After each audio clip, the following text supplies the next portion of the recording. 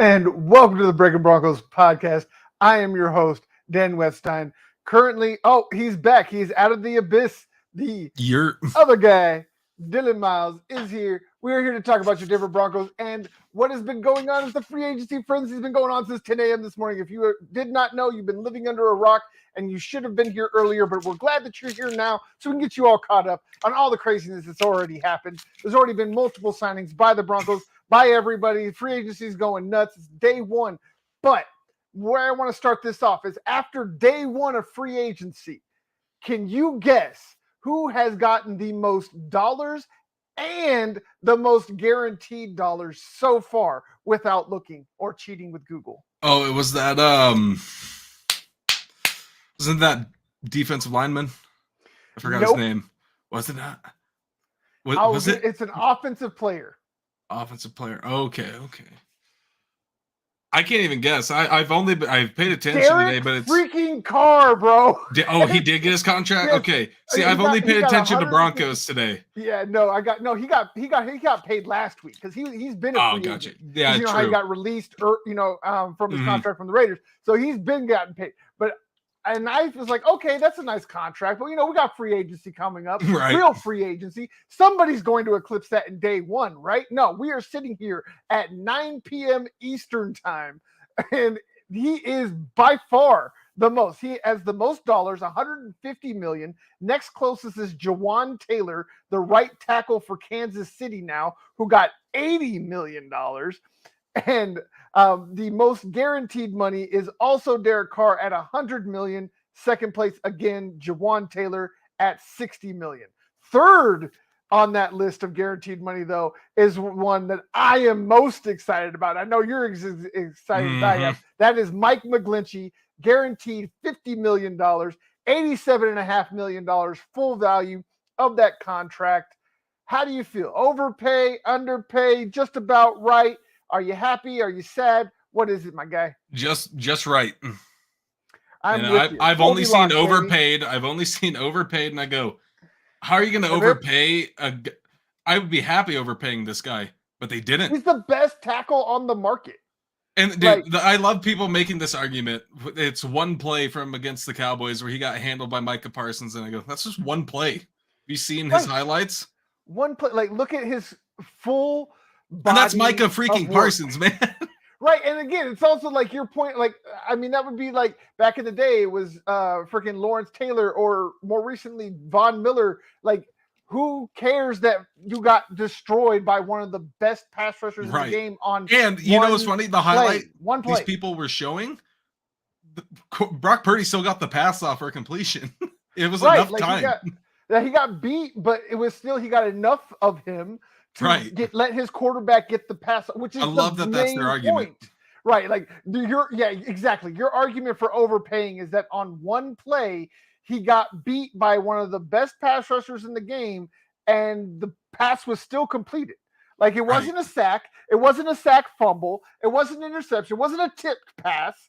It wasn't even really it was like technically a quarterback hurry, but that's as far as it goes. So yes, exactly. If your whole argument is that he was bad on one play against one of the best players in the league, I'll take it. Especially when you look at the full body where, yes, he had some injury issues the first couple of years of his career coming out of Notre Dame.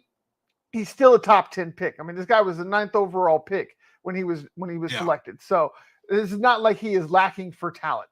$87.5 million. It might be a little bit more than just real quick. It might be a little bit more than what people had projected. He was projected at roughly about $15 million.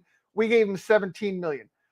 You don't think that they had to offer an extra $2 million a year to go from that awesome franchise of the San Francisco 49ers and all of that winning to come to Denver on the hopes that you're part of the answer to fix the absolute mess? Like, they had to give him a little bit extra to entice him because they're trying to get him from a good situation. It's not the same as, like, say when they were getting Graham Glasgow a few years ago, where they overpaid for a guy that was coming from Detroit. That made no sense. Like, why would you do that? He's coming from a bad situation to a less bad situation. Like, that didn't make sense. But this one, it's on a different level. And this solves the biggest issue that has been a revolving door in Denver for almost a decade now. And that is that hurts. You have your right tackle for the next 5 years. And I still can't believe they didn't re-sign him. I'm saying, like, it's that's the easiest choice if I'm John Lynch. Like, they didn't even just not re-sign him. They declined his 5th-year option. Right. Like, he wouldn't even be a free agent right now if they would have accepted his 5th-year option last year. If I'm John Lynch, dude, that's the easiest choice of my life. Yeah, like, re-signing that man. He's been so good in that system. So to see that, and he's going to a similar system too. Yeah, one that's going to be, but it's going to be used in a very similar way. And I honestly think he was a little outcast in a zone scheme. He's much more of a power, but he loves to run block. He's very athletic for his size. And you got a man like Jay Will. Like, you're going to be doing a lot of that. Right. That's what I'm saying. So, like, this is a great signing. Offense. And then you add in the fact that they added Ben Powers, the best guard that on the one market. I was really happy with. Yeah, they got the best tackle and the best guard on the market. This is something that everybody in Dove Valley has been screaming for years. And now that they get it, they're trying to poke holes. Like, what is wrong with you people? Like, there's literally no pleasing some of these people in the Twitter sphere. It's impossible. I'm this close on installing that app. Yeah, no, it's just like, I always think of Twitter like that video with that dude that's like, I was out here and I was feeding my crows. And then y'all got in my DMs and you told me they're not crows, they're ravens. So I started calling them ravens. And then y'all got in my DMs and you started talking about those aren't ravens, they're crows. So you know what? I decided that you can't please everybody, but I can piss off everybody equally. So now I'm out here feeding my chickens. Like, that's what we're at now with the Denver Broncos. You know what's funny is that video and that guy. This is just real quick off topic. Reminds me of that video of that guy. Have you ever seen the video? It's just this older guy and he's just outside. I'm an untrained meteorologist reporting on the snow. Yeah. Yes. I mean, it's in the streets. I mean, he's in the streets, bro. Street cred. It was just that guy, not the videos are similar. That guy just reminded me of him. No, I got you. No, but then you look back at both of these guys, dude, and you look at a Sean Payton offense. Like, how could you be mad? These two will fit perfectly in the Sean Payton offense. And one thing that it's something I have said since Sean Payton was traded for and signed by the Broncos. There is not another coach in the league that values offensive linemen the way that Sean Payton does. I was going to say, the only one that comes close to me would be Andy Reid. Right. In his 16 years of coaching, he's had 17 separate Pro Bowlers. Not a guy go to 17 combined, right? Or two guys one goes to 9 and one goes to 8 or whatever. No, 17 separate Pro Bowl offensive linemen in his 16 years of coaching, either as a coordinator or a head coach. That's some pretty good pedigree to say the man knows what he wants on the offensive line. He knows how to evaluate the talent on the offensive line and get his GM to get the guy he wants. Right. These were obviously the guys Sean Payton wanted. He obviously pointed these guys out before free agency. Like, if we can get these guys, bump everything else. Right. You can get those two guys. And the thing that people aren't talking about is like, yes, these are really big contracts, but Sean Payton is such a master of finessing the cap hit. Ben Powers, $52 million contract. You want to know what his cap hit is this year? Less than Jerry Jeudy. Right. $5.125 million. I hate people who and look Judy's into on things. a rookie deal. Right. And they're looking, they don't look into things before they say anything. No, they just see that number. Yeah. And like McGlinchey, we don't have the cap hit for 2023 yet, but his average annual value is 17 million. I guarantee you his 23 cap hit, and his 23 cap hit is going to be nowhere near that. Right. I would say it's probably going to be more in the range of the 8 to 10 million range. I would say 10. That sounds right. Because they know that the cap already went up stupidly this year. You have they know unlimited it's money keep going up. Yes, you have unlimited money with your owners, so you can give all these giant signing bonuses. And if you look at these contracts, they all have a large portion of it is signing bonuses. Right. Why would you do that? Number one, it really makes the player happy because that's upfront money. Signing bonus at signing. Get it? Right. Got it? Good. And you got to work for the rest. Right. So then what you get to do is you get to take that signing bonus and you get to spread it out across the deal, and then you can even push it out past the deal. It doesn't happen often in the NFL. It's not like what Bobby Bonilla in MLB with the Mets, where every year he was going to get $1 million for 20 Was it years. Last year he finally? Yeah, it was last year. He got his last one. Finally over. Yeah, he finally got his last. That was my favorite, yearly annual post. Yes, on MLB really memes. It was, one of the great anniversaries. That is no more. But that went on for almost 20 years. Right, you can't do that in the NFL, but you can spread it out a couple years past the deal, which lowers that cap hit. What makes a big deal when it comes to cap hit is the base salary.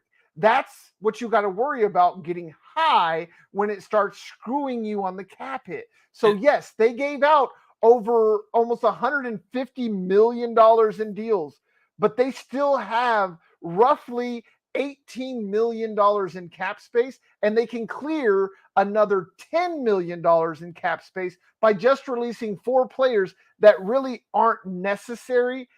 1, because of signing, and 2, because of who's available out there. And those are guys like Lloyd Cushenberry, Brandon McManus. Who else was it on my? Let me pull these guys up. I'm sorry, guys. I was gonna say, while you're looking at that, I was gonna say, now imagine this line. Now look at this line. You got Garrett Bowles coming back at left tackle. I mean, and proven himself, he can be great. We've seen both sides of him, so we know what he's capable of. Yes. And then you're gonna go look at right guard. Talent that gets people fired. Right. You got Ben Powers there at right guard, or left guard, I mean, right there next to him. You got Kush still at center, which I imagine they get somebody in the draft for a center. I think you look for a center in the draft, and you don't have to spend as much money. Is still out there though. There's still some options in free agency.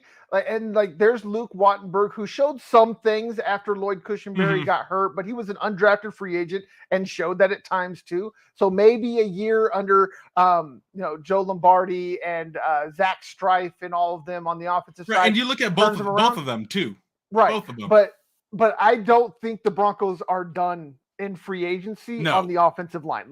I know they got their 2 big fish on day 1, but there's still, like I said, there's still Pokach out there. There's still a couple of other options that you can, center's necessary. They still need a pass rusher. When you go to the defensive side, probably another cornerback. But I mean, and then look at the right side of the ball, dude. You got, I just blanked on the 49er guy's name. I always forget his last name. McGlinchey, yeah. I wanted to say McGlinky. That's what I was thinking. Yeah, McGlinchey. Yeah, and then you got McGlinchey at right tackle, and then Quinn Miners there at right guard. Yeah, right guard. Exactly. There is a solid line. But then you just got to find the right piece in the middle. Yeah, you got to find the right piece in the middle. And whether that's Cushenberry, Wattenberg, Pokach, or somebody else.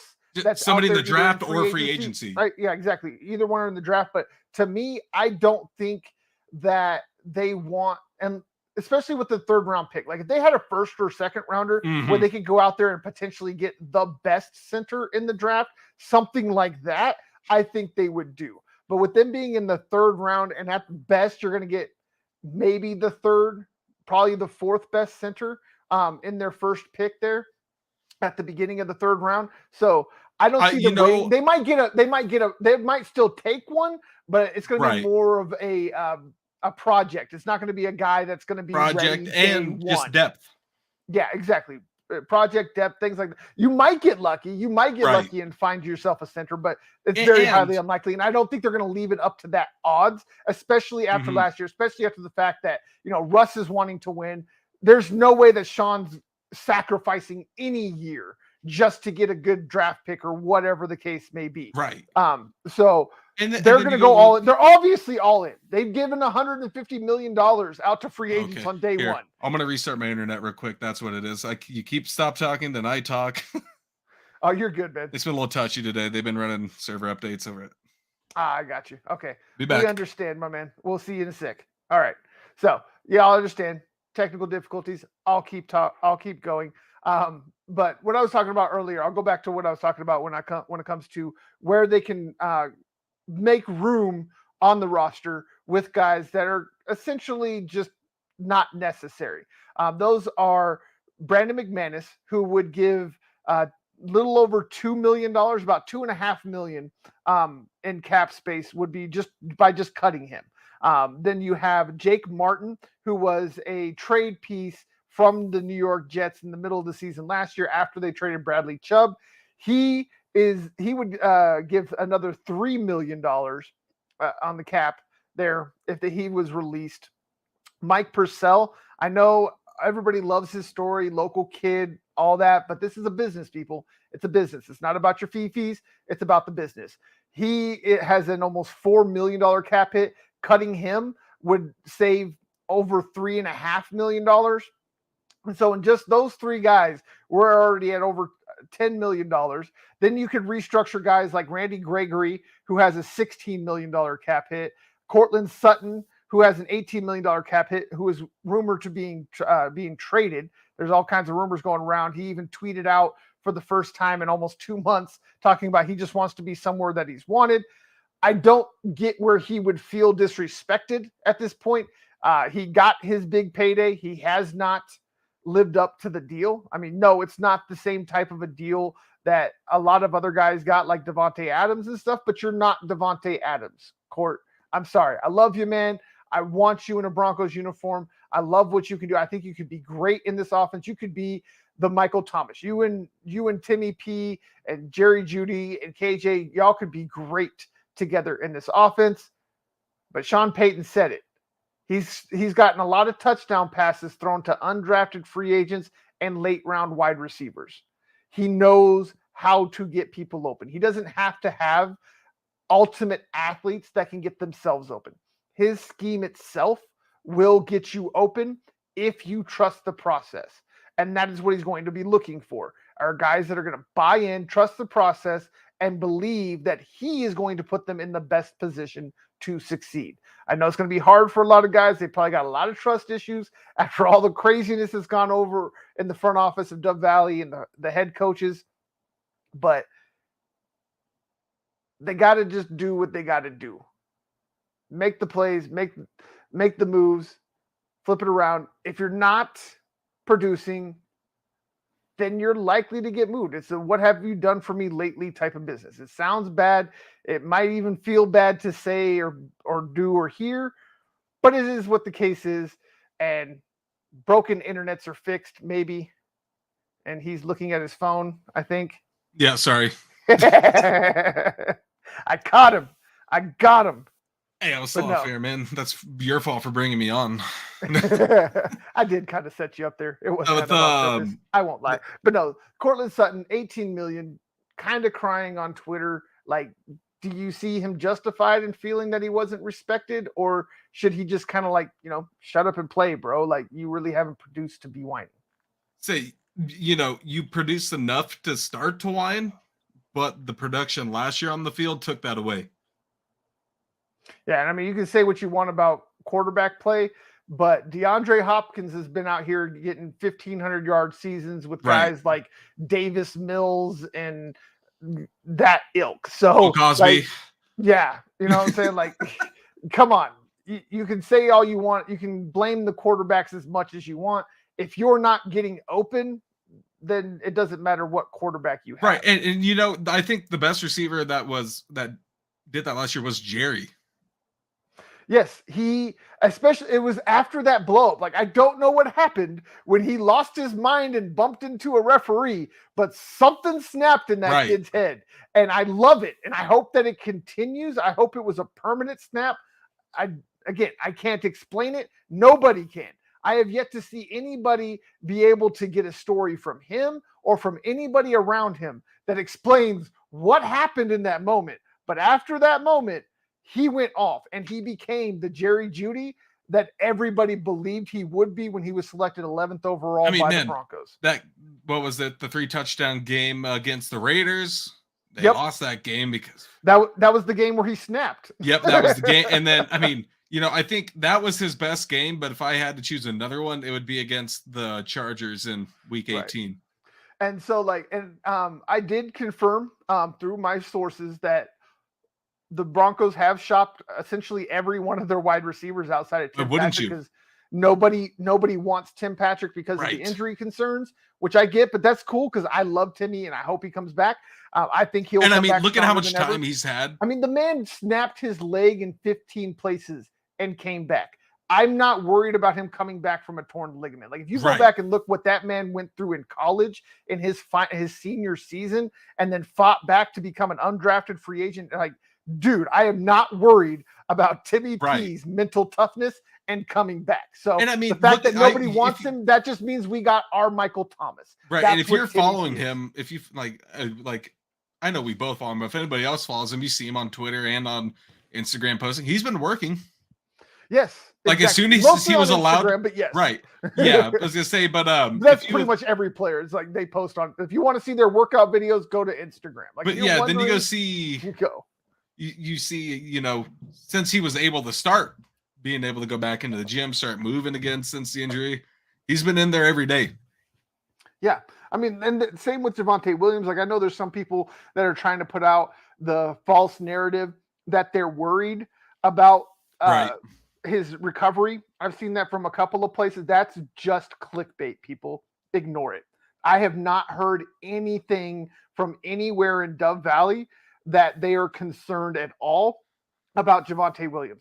Everything I've heard is that he's ahead of schedule. But what I was talking about when I was saying about my confirmation of the wide receivers being shopped, what I wanted to get to was which one, with the compensation that I was able to confirm that was a minimum going forward, which is that Cortland Sutton could be had for a second rounder and a potential starter, or multiple second rounders, multiple or 2 and multiple 3s, something around that nature. Jerry Jeudy is going to require at least a first round draft pick plus some depth or potential starters. And then KJ could be had for around a 3rd round draft pick, maybe a couple of 4s, depending on where they are in the draft. So with that being the compensation potential, which, if any, would you rather see go? Court. And it hurts to say any of these, but I would say Court for sure, because, I mean, we've seen Jerry's kind of like what he did at the end of the season. I would like to see more of that. KJ, he's still young, right? He's still off of an injury. He hasn't proven himself much. I don't know why you'd give away a player like that for that cheap for some 3rd, 4th round picks, but you never know. You could get a hit in there, right? But Court, you could get a 2nd round pick and a starter potentially. That's the best case scenario. And you could even switch it up for a defense. You could bring in a defensive starter for Court. You could bring in an offensive starter for Court. Right. Yeah, 100% agree. Or maybe you find his replacement. Like, you see that the LA Rams might be having a fire sale after just giving away Jalen Ramsey for a used bag of chips and stuff. Man, that trade was wild. A 3rd rounder and a backup tight end, bro. That's insane to me. But I agree with you. I think out of those 3, because of the potential of Jeudy and Hamler, I would be comfortable with Sutton going. We've seen what he is, which is a good player. I'm not so sure he's a great player, especially after that injury. He seems to have played timid ever since he came back from that knee injury. There's always been, especially on any jump balls or those catches like he made against Houston, that one-handed catch on his helmet while diving. Like, you haven't seen any of those really. Since that breakout season. You haven't seen that, but since the injury, like I don't know if it's a fear thing, like he's afraid because that's how he got hurt, was he was going up for a 50-50 ball and he came down weird. Like I don't know if that's, but if that's the case, then man, I can't have you as my number one, especially if I have Timmy P waiting in the wings. Like it might sound... And here's another thing you could do too. If you don't end up shipping any of them away, Court comes back. I mean, Timmy P's coming off of an ACL like Court had. And if Timmy goes out there and shows that he's not afraid to be out on that leg, he shouldn't be. Or, they can work together on stuff. Yeah. So, I mean, hopefully maybe, Court gets over it, this offseason. Maybe he finally finds that lack of fear, that fearlessness that he used to have going up for those 50-50 balls. Because Timmy P making those insane catches and things like that. But yeah, Timmy he can't have any fear after what that poor man has been through in his career between college and the pros, and just every time he thinks that he's getting a break, he literally ends up with a break. It's been sad. So I really want to see Timmy come back and go right back to where he was. And just imagine what Russ could have had with him last year. Like, I'm not saying the line still would have been bad, but just imagine the other options they had. Yeah, I mean, just the fact of having a pure, consummate, steady professional that is always going to be where he's supposed to be, and even when he's covered, he's not covered. You know what I'm saying? Like 50-50 ball, he'll get it 90% of the time. He has that dog. A 50-50 ball is not a 50-50 ball with Timmy P. It is an 80-20 at work. Just look at his build. Yeah, he is 6'5". 225. The dude is stacked. So is Court. And that's the thing that drives me nuts about Court is like, dude, it's kind of like with MPJ with the Nuggets. It's like, remember how big you are. Like, you're a giant human. Please act like it. Like, recognize you're one of the biggest dudes out there. You should be murking everybody smaller than you. If you're not, then we got a problem. But and sorry, go ahead. What receivers are available? I knew Miko Hardman was, but he signed today, didn't he? The wide receiver free agency class is terrible, just to put it bluntly. The second best option is Odell Beckham Jr., who missed the entire season. Now here's the thing. I totally forgot about OBJ. I was kind of thinking when I was like reading that he's like, teams have been talking to him. There's been like no real like discussions yet. Yeah. Imagine though, you get rid of a Court, you get some money back, and you get some picks back, right? I did forget about this. Sorry. Adam Thielen did get released. Oh, that's right. He got released. Say you trade a Cortland Sutton. I mean, you could go out and grab an Adam Thielen. DJ Chark is an interesting, possibility. He's got tantalizing talent. He ran like a 4.31 or 4.32, and he's 6'4". Like, he's stupid tall. And you know what's funny? Adam Thielen, even at his age, he's in his prime. He's 32, so I wouldn't say he's in his prime. Yeah, I know, but look at he still had he had one of his best years last year. Yeah. I mean, he's still a legit number 2. He's not the number 1 that he was before Justin Jefferson showed up. But he's then Stephon Diggs was number 1, so he's always been a 2. Yeah, so think of more like an Eric Decker. Or exactly. Ed McCaffrey. When you have like a DT and a Julius running out there, and then you had Eric Decker in the middle. I hate people. I know people are gonna be like, "Oh, why? Because they're white?" Like, no, because they're like identical types of wide receivers. It's not just that happened to be white. Right? They just happen to be white. Like, I promise. I didn't pick those guys. It's just. No, it's because they're white. Because that's how they play. Yeah, of course, because they're white.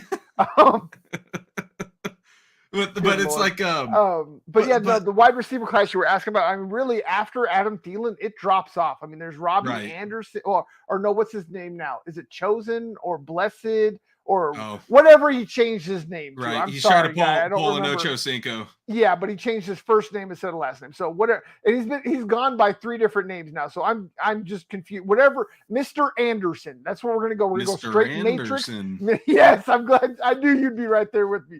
Mr. Anderson. So yeah, he is Neo now. That's but an Odell would have hurt though. right? Like, no, I mean, I wouldn't be mad. But that's if you lose one of these guys, right? That's my thing. Is like if I was the Broncos, unless I trade one of these guys, and this is why the Broncos are shopping their wide receivers, is because of how just bad this wide receiver class is. Like I said, it's Adam Thielen, DJ Chark is interesting. But then there's some good receivers Myers, like in Jacoby the draft Myers, too. a guy that nobody knew who was before last year, is the best wide receiver on the market. That tells you everything you need to know what's funny? about the wide receiver market. Yeah. I would not want to see Jacoby because he's going to get way overpaid. That's he had true. a really good year. But hey, I would sign him at the right price. Right, but unfortunately, you're not going to get the He's right not going to price go for that. Yeah, with him being the best on the docket. Like he is the best wide receiver available. Sadly enough to say, he is definitely the best. But then look I at say the draft. stay out of it. Yeah, like you were just saying, I stay out of it unless we give up a veteran. Then you go get a veteran. Otherwise, like I think you were just going to, is the draft. The draft is going to be filled. If y'all didn't watch the combine, y'all need to, because these Mickey Fickies are fast. Oh my God. Like we thought last year was insane. It's getting crazy. Like it's just turning into a freak show, man. I'm loving it. It really is. Like, is people starting to install jet packs on their shoes or something? Like, dude, the kid from Florida. Seen so many 4.3s in my life. It's running backs, wide receivers. Like, there's the defensive lineman that ran a 4.4 or 4.5, whatever it was. Yes, the 4.4. Yes.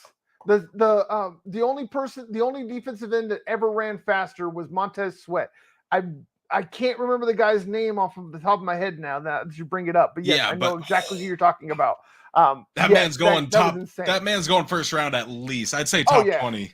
Yeah. Oh, I'd say probably in the top 20 at least. That's where he's being projected as of right now. So, and combine, the kid from Florida, dude, that was nuts. Anthony Richardson, the quarterback. Yeah.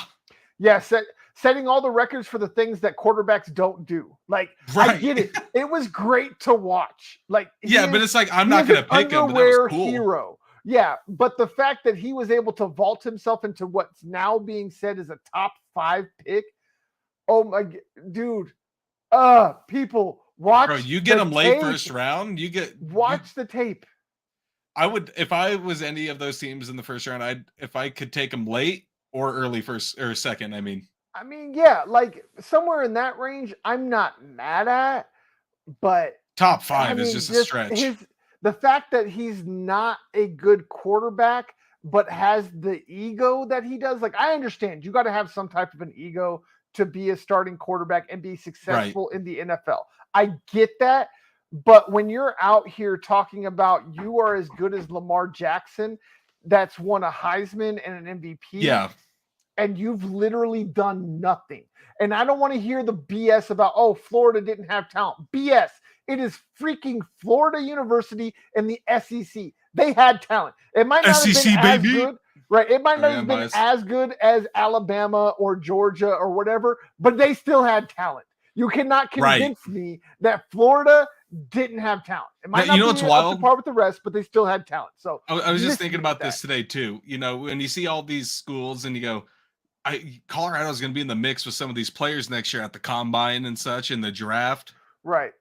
That's I was just thinking about that today during free agency for some reason. Like, that's wild. It really is. It really is. Colorado's on the map, and they haven't. The only reason they've been on the map was probably NCAA tournament a couple of years ago. Yes, exactly. You are 100% correct on that. But getting back to football here, and also to answer, I had this in my head and it lost it. But you had asked about what wide receiver got paid today. The only one that's got paid so far is Robert Woods. Robert Woods, that's who I was thinking. He got paid by which Houston is gobbling up all. It seems to be as many grade B free agents as possible because they got Robert Woods. They also signed and I do apologize again for the confusion I created on Twitter. We did make a mistake. Talking about boy Beck. Andrew Beck and Mike Boone. We posted that they got re-signed because on Spot Track they said re-signed. They did not say signed by Houston. It said re-signed by Denver. So I do apologize. We probably should have done a little bit extra checking. I'm sorry. Yeah, because I saw two different ones. There was like 2 tweets I saw. It would be like Andrew Beck's going to Houston, re-signing with Denver. I go, which one is it? Right. Yeah. I was like, okay, what the? So we got conflicting they are reports. Definitely signed with Houston. both Andrew Beck and Mike Boone. So they are rating all of everybody's grade B free agents. They got Robert Woods, who's a grade B wide receiver. Mike Boone, grade B. We liked him. He was good. Whatever. Right, and you got to think this is the first time head coach in D'Amico Ryans, and think about like in a really bad franchise, in a way he could turn it around by getting guys that have starting experiences on other lesser teams or less winning teams, I should say, the past couple of seasons, like the Broncos, right? So you got guys got to have experience on the field, right? So Daniel Finning, just to ask you a question, just to verify, which signings do you love?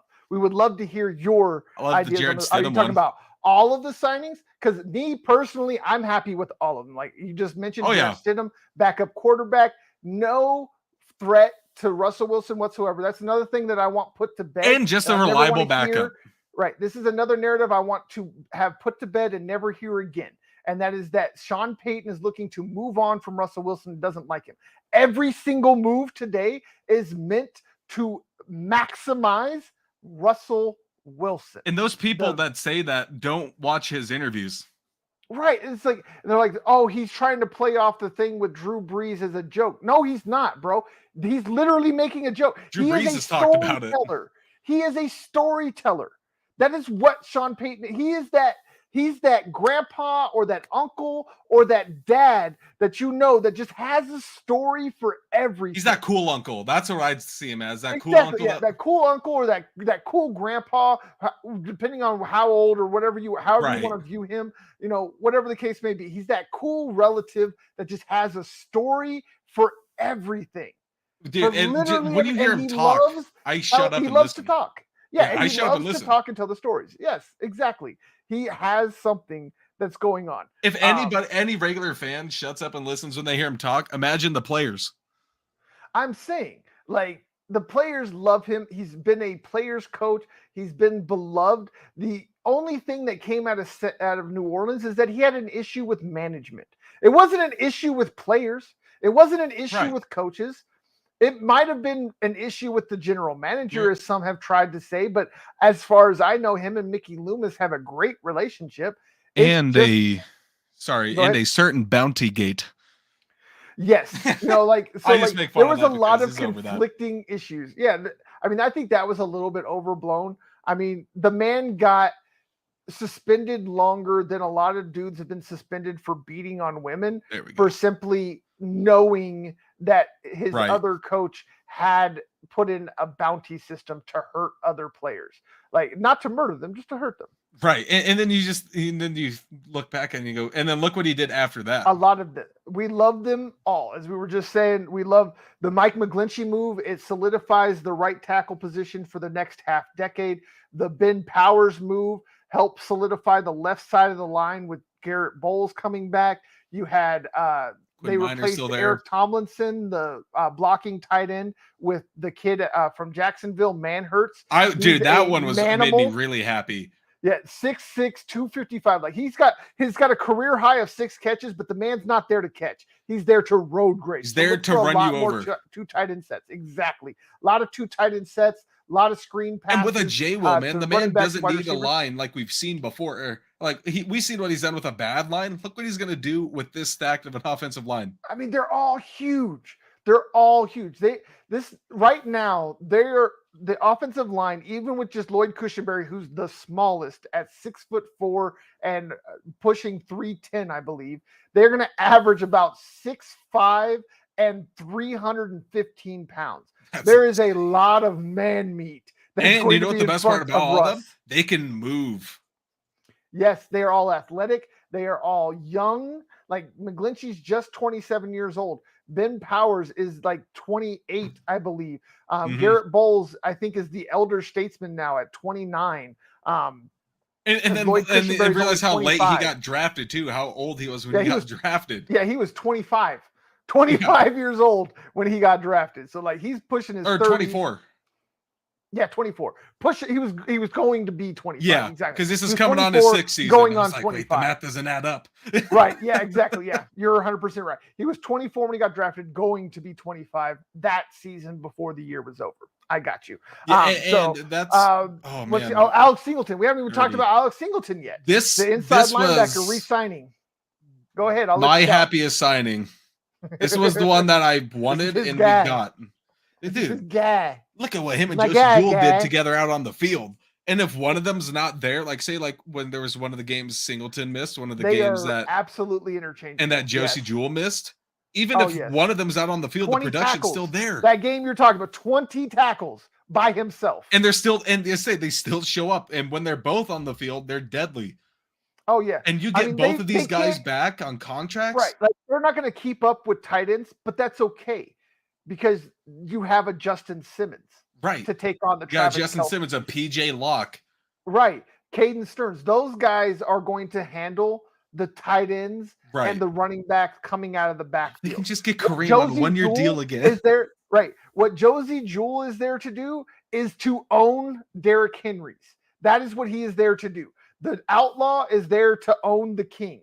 I don't care what anybody says. He is the only one that knows how to really stop Derrick Henry. Dude, I have not seen anybody else blow up Derrick Henry in the backfield the way Josie Jewell has on multiple occasions. It's not even just like it's just the Christian Okoye thing where it's one big hit. He's done it every time they faced each other. Like, he might put Derrick Henry out of business if they played more than once every couple of years. You say if he was in the division, man. Yeah, if they played multiple times, it's your 2000 season goodbye. He might end Homeboy's career completely. And we got asked about an Eric Wilson signing. Not sure we keep him PJ Locke. I'm not 100% sure either, but yes. Daniel asked us about the Eric Wilson signing. I think I might have missed that one. I said PJ Locke. I meant Caden Stearns. Yeah. Yeah, both of them though. PJ showed some things as well last year. So let's see. Eric Wilson. Where did I miss that? Oh, the linebacker from the Vikings. Yeah. They let him go. Okay, you're talking about the outside linebacker? Yeah. That is showing he is with now the Packers. I just want to verify we're talking about the right person. Yeah. Arizona Cardinals D tackle. Okay. Oh, he must have got signed already today. Okay. Let's see. Am I spelling his that name Eric wrong? Wilson. I'm looking. Oh, I have. Yeah, I'm looking at a different. Oh, I didn't add. I didn't add the K. My bad. Yeah. It's still showing me the Packers guy. I am sorry, man. Okay, I think I'm starting to find. I think I might have found it. Nope, D tackle. That's the linebacker from Minnesota.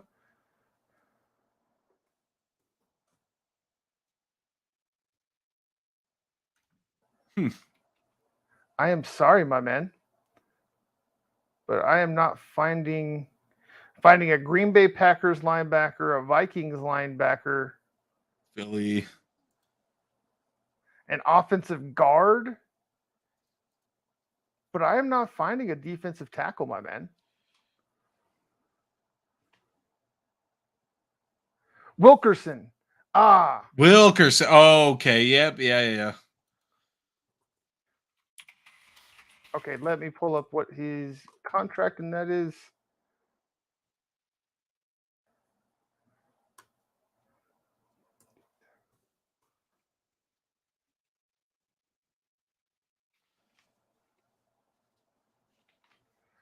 I am sorry, man. I'm now pulling up a running back. I'm looking at spot track. Dude, why is this such a common name? I know. Wilkerson. Let me just look up Wilkerson, maybe. Oh, wait. We got Zach Allen, too. Did you see that? Sorry, man. I'll have to keep looking at that. You said Zach Allen. You talking about the defensive lineman? Yeah. They signed him. Broncos signed him. Allen. Let's see what that was about. Is that who we're talking? Is that who you're talking about, Daniel? Zach Allen. Yes. Okay, that's who we said. Okay, so now we're on the right page. Okay. All right. Yes, Zach Allen. Okay, now we're on the right page. Now we can start talking about it. Yes. So he got a 3-year, $45.75. This is the replacement for Draymond Jones. So, and this is the one that I've heard a lot about, especially once they signed Vance. The one guy that was a little bit better than Draymond. Like, I don't want to disrespect Draymond. Draymond was great for Denver.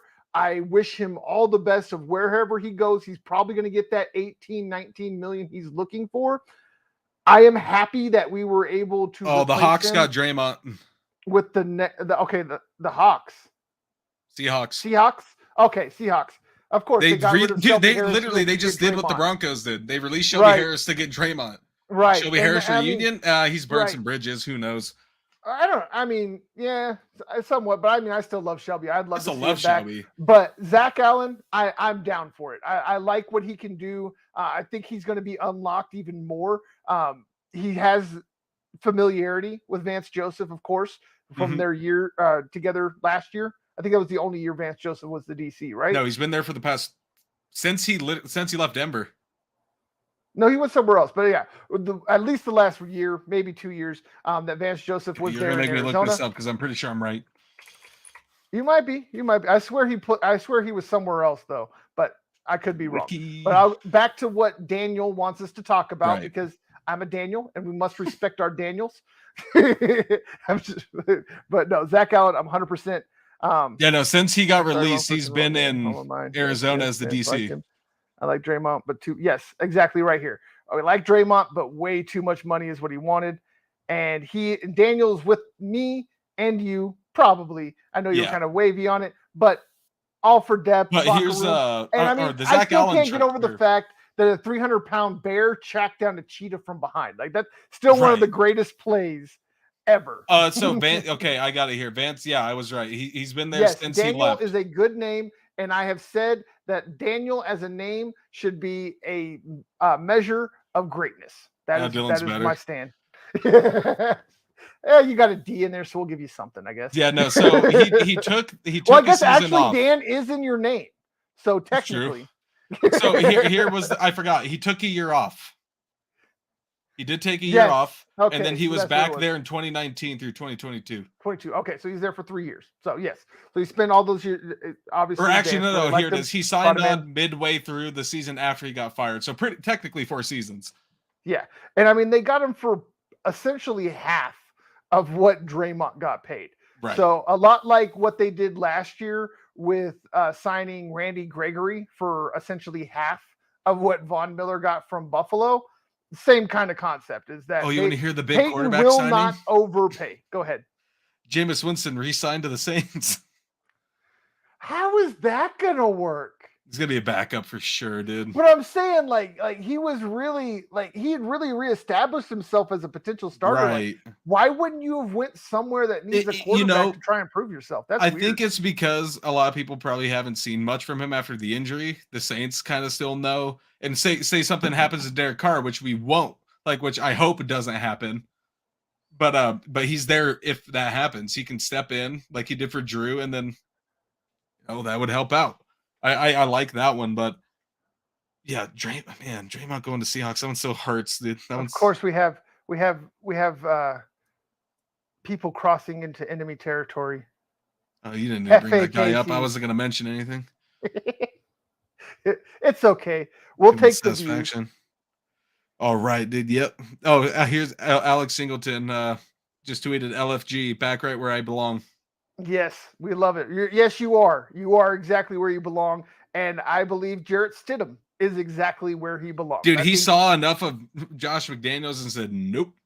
Right. Well, I mean, he not only had to deal with McDaniels in Las Vegas, but he was with them in New England too. Right. He was part of the. Yeah, he was like, okay, we'll see how this one goes. He's head coach. He's like, I've seen enough. Right. and then guess who landed with Josh McDaniels again today? We talked about this earlier today. BG. He's in the division. Dude, I love it. They've been trying to get A-Rod there, just all these different quarterbacks, and they get Jimmy G. They tried everything, and then have to settle on Jimmy G, who, for all of his faults, yes, he wins games, but he won them on a stacked roster with a great head coach and coaching staff. Right.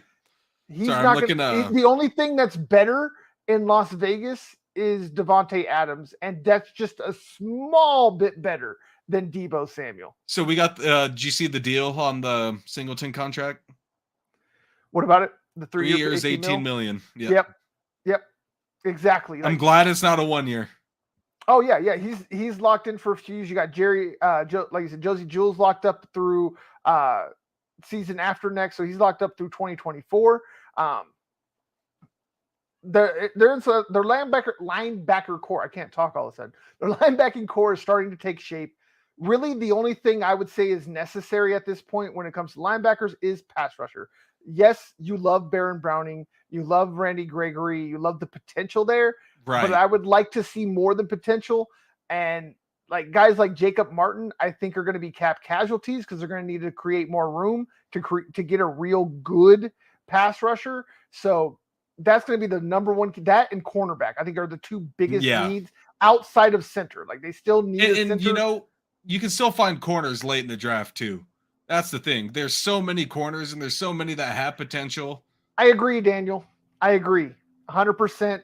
I honestly believe he is a sleeper agent released every couple of years or so to go and destroy a franchise that Bill doesn't like, then to come back and get a cushy job as the offensive coordinator. And then eventually, whenever Bill either dies or retires, whichever one comes first, then he takes over the Patriots. That's my theory.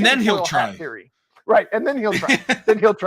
Exactly. Could you imagine, dude? He takes over the Patriots when Belichick's done. Great guy, solid player. Yeah, and dude, Singleton, man, like we were happy when they picked him up on that 1 year deal. And then we were even happier when he put the production on the field. Yeah, he signed a prove it deal off the gate, and man. He proved it. Yeah, Week signed 1. A prove it deal and he proved it. Yeah, exactly. From day one, from training. That hit he had on Geno, man, was dirty.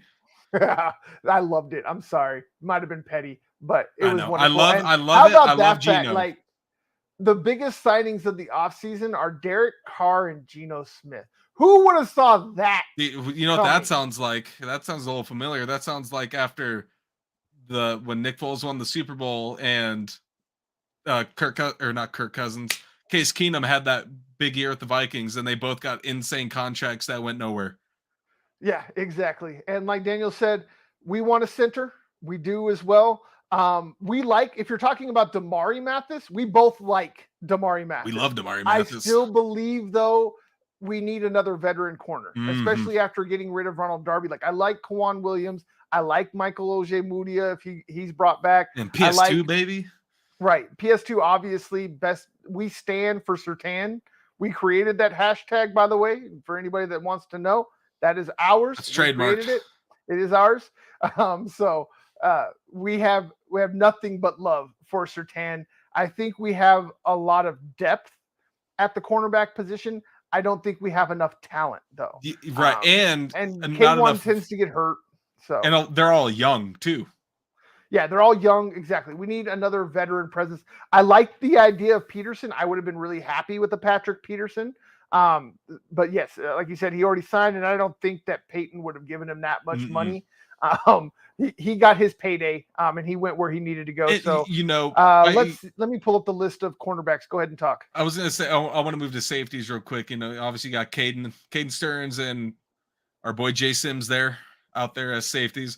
I still wouldn't hate to see them get a Kareem 1 year cheap deal like they did last year again. I mean, I think we need. I don't think you don't start him though. You don't start him. I would rather see Caden Stearns get his shot. And if you have a Kareem Jackson, I don't see him getting a fair shot, especially with a head coach that likes veteran safeties. Like he likes Von Bells and guys of that nature.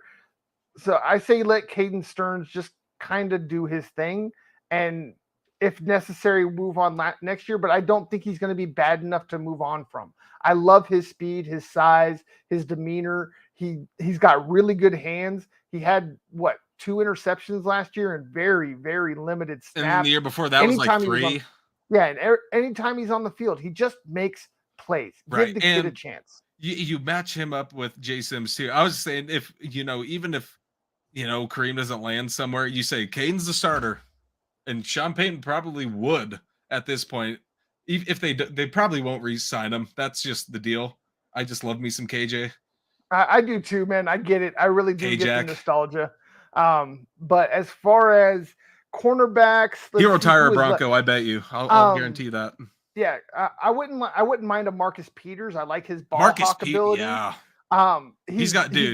He can. He makes you worry sometimes because he takes a lot of chance, a lot like Trayvon Diggs. He takes a lot of chances, but he also gets a lot of picks, and he gets a lot of pick sixes.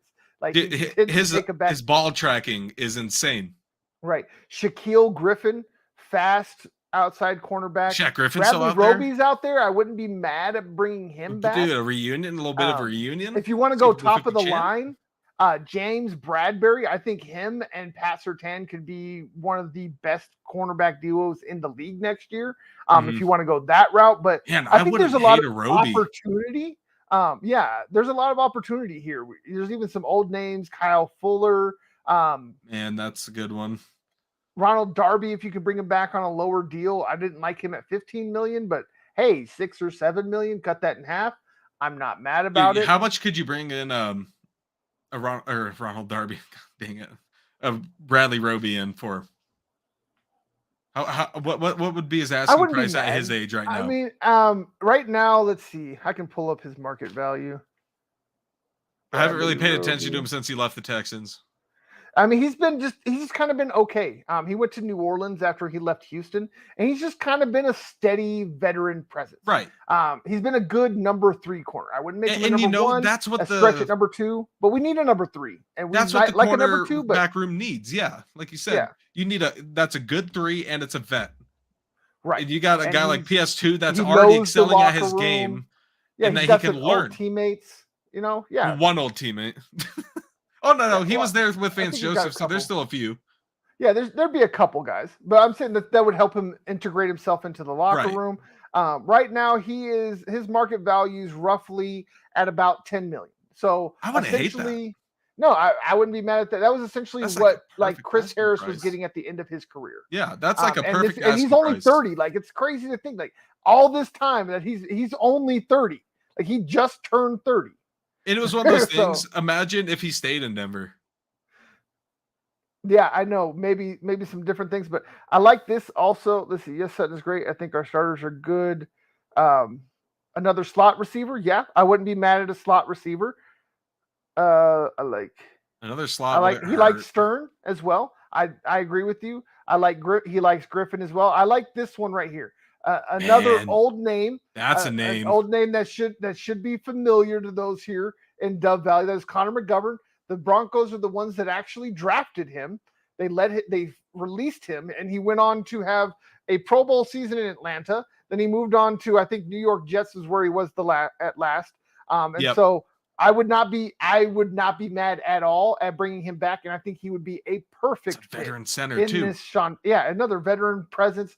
And that's what you want. Been there. And he's been in Denver. I'm not saying this would happen, but imagine you bring in a Bradley Roby and like a McGovern and a Shelby Harris that have all been there, that have been in the Broncos locker room. And that's exactly what Roby is. Roby is a slot cornerback at this point. He puts up production. He's not putting up insane numbers. He's not the star. He's the guy out there doing the dirty work. Yeah, exactly. So, I would not be mad at any of those names being on the docket coming up. And there's a lot to be looking forward to.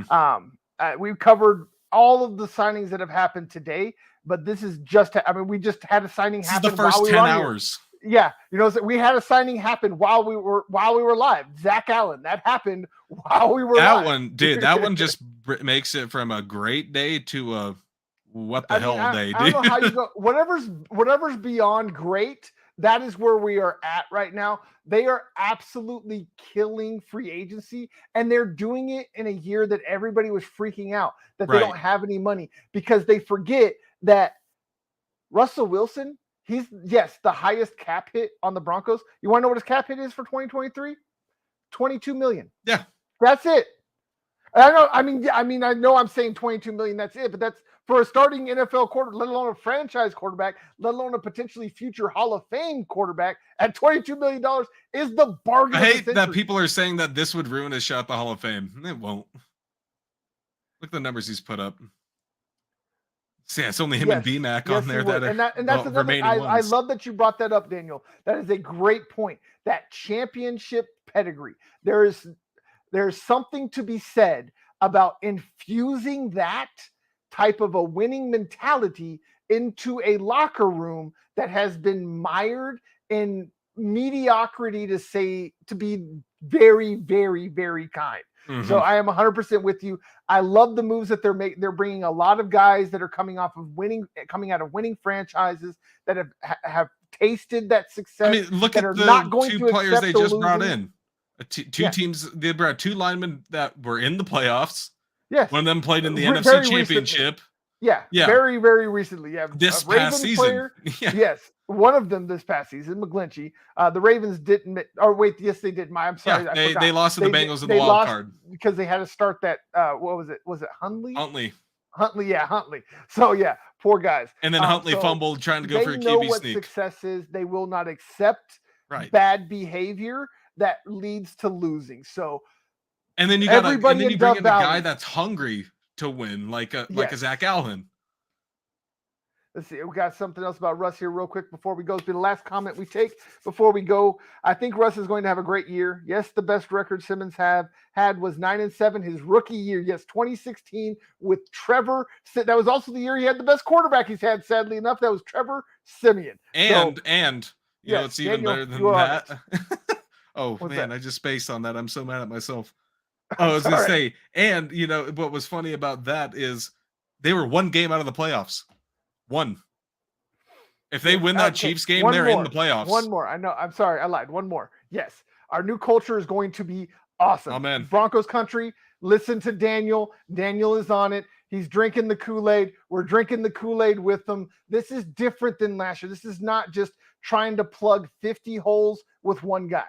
This is them systematically plugging every single hole on this roster with top tier talent. They are not bargain bin shopping. This is not the bottom rung. This is not the bottom of the barrel. This is the cream of the crop that they are getting that matches their system, and it's a system that maximizes the player. There's no longer shoving square pegs into round holes. So rejoice, Broncos country. There are adults in the room, and they know what they're doing. And if you don't hear anything, great. Did you hear? You don't want to hear anything. Talking, right? Did you hear anybody talking about Ben Powers coming to Denver or Mike McGlinchey? No, they were talking about them going to Chicago. Or Zach Allen. Right. Or Zach Allen, especially. They were talking about him getting like 60, 70 million from Chicago, and he comes to Denver for 45 million. So they're not even all guaranteed, guys. Yeah, right. It's not all guaranteed. So there's obviously guys in place that know what they're doing, have faith in that. And it's like JJ Watt just said it on Twitter. You can do deals without leaks, and George Payton is proof of it.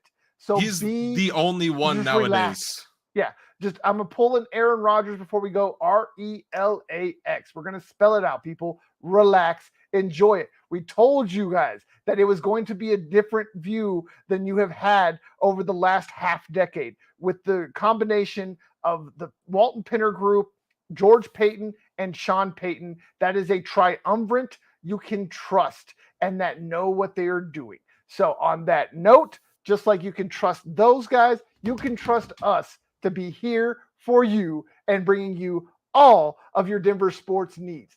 As you see here, we are with the Breakin Broncos. We got the Nug Life. We got the Sasquatch Says. We got all these things coming at you. More shows to come.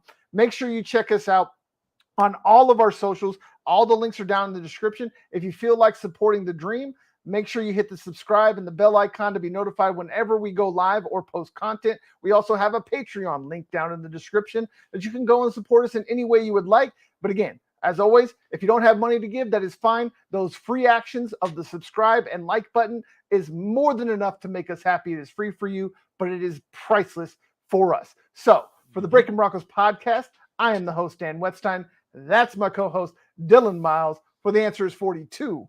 Don't question the